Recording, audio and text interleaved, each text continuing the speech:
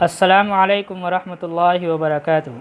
My dear students, as we have completed first chapter, I think you got a beautiful and important message from the chapter and from the story. What is the message and what is the point you got? That is, whenever you are doing anything or going out from the house, we should take permission from our parents or from our elders. Okay, this important message is there.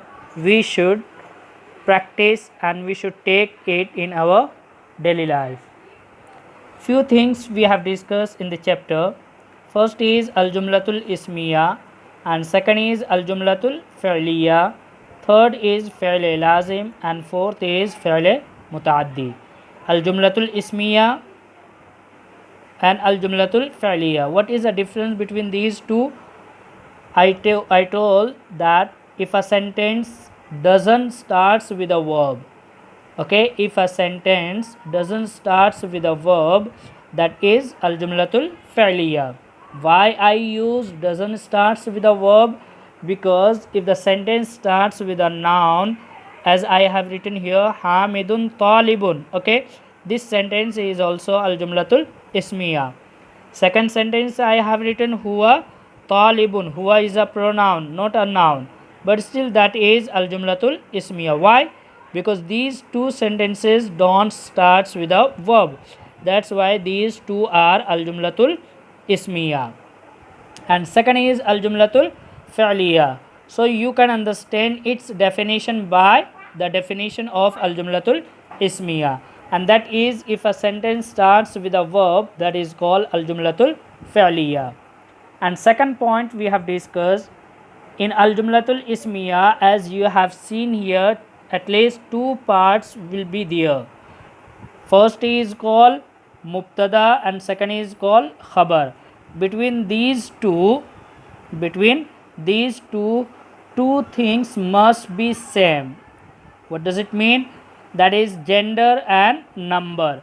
If mubtada is male, khabar should be male. As you can see here, Hamid is male, okay, and Talib is male.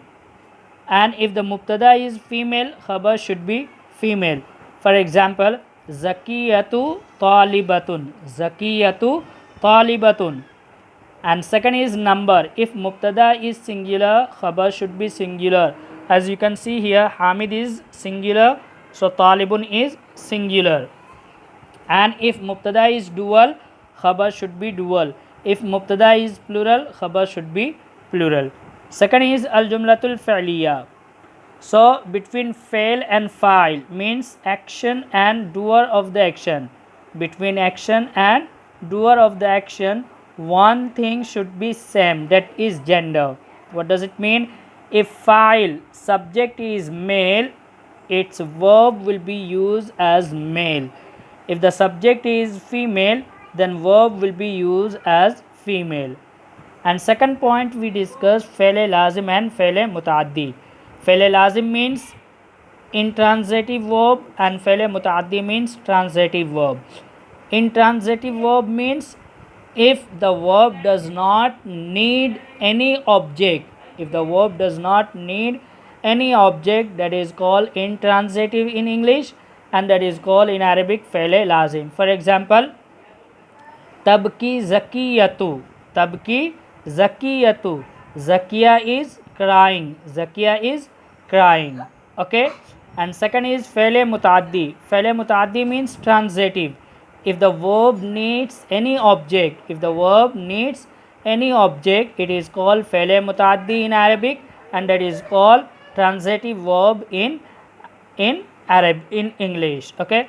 For example, katabat zakiyatu ar-risalata. Katabat zakiyatu ar-risalata. That Zakiya wrote the letter. Okay. These few things we have discussed in previous classes, so please listen it carefully. Okay. Now next point inshallah we will discuss in next class. Assalamu alaikum wa rahmatullahi wa barakatuh.